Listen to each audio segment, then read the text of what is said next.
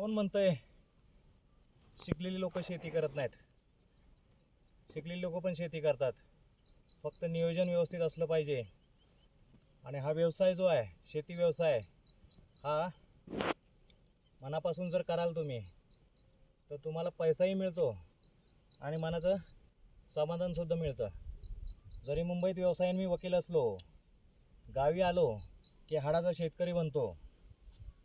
आणि सर्वात महत्त्वाचं, बांधावर उभा राहून शेती केली जात नाही. आतमध्ये शेतात उतरावं लागतं आणि स्वतः हातात खुरपं घ्यावं लागतं. मुंबईमध्ये हातात लॅपटॉप पेन जरी असला तरी गावी आल्यावर खुरपं, फावडा आणि कुदळ असत्या. सर्वात महत्त्वाचं अजून एक गोष्ट की शेती हा असा व्यवसाय आहे की जिथे फायदाही आपलाच, तोटाही आपलाच. पण जर व्यवस्थित नियोजन केलं तर फायदाच फायदा. आणि महत्त्वाचं आपलं स्वास्थ्य, आपली तब्येत व्यवस्थित राहते. धन्यवाद. जय शिवराय, जय महाराष्ट्र. मी मराठी.